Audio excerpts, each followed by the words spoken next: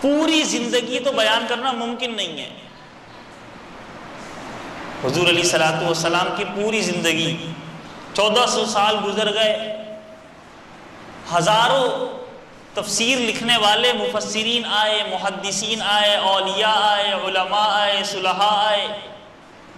تاریخ دان آئے، اشعار کہنے والے آئے، سبوں نے آقا دو جہاں صلی اللہ تعالی علیہ وآلہ وسلم کی تعریف، توصیف، عظمت، رفعت کو بیان کیا اور بیان کر رہے ہیں۔ لیکن اس کے باوجود تمام اس بات کا اقرار کرتے ہیں کہ ہم آقا علیہ الصلوۃ والسلام کی زندگی کو بیان کرنے کا حق ادا نہیں کر سکے۔ جو حق تھا، جو رفعت تھی، جو بلندی تھی، جو اعلیٰ مقام تھا، اس اعلیٰ مقام کو اپنے اپنے ذوق، شوق، جستجو، دلچسپی کے مطابق ہر ایک نے بیان کیا، لیکن حق ادا نہیں ہو سکا اور ہو بھی نہیں سکتا۔ اسی لیے کہ ہمارا تو عقیدہ ہے کہ ساری دنیا کے سمندر اگر سیاہی بن جائیں اور جتنے بھی درخت ہیں یہ قلم بن جائیں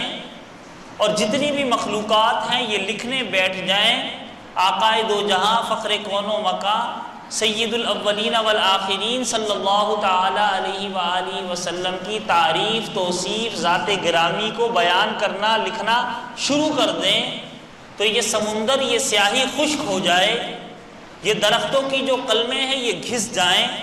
یہ مخلوقات جو لکھ رہے ہیں یہ تھک جائیں، لیکن حضور علیہ الصلوۃ والسلام کی سیرت کا باب، تعریف اور توصیف کا باب یہ ختم نہیں ہو سکتا، اور توصیف کا باب یہ ختم نہیں ہو سکتا۔ ایک شاعر اس کو اسی انداز میں کچھ یوں کہتا ہے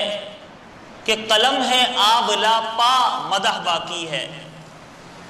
قلم ہے آب لا پا مدح باقی ہے، تھکی ہے فکر رسا مدح باقی ہے، ورق تمام ہوا مدح باقی ہے، تمام عمر لکھا مدح باقی ہے۔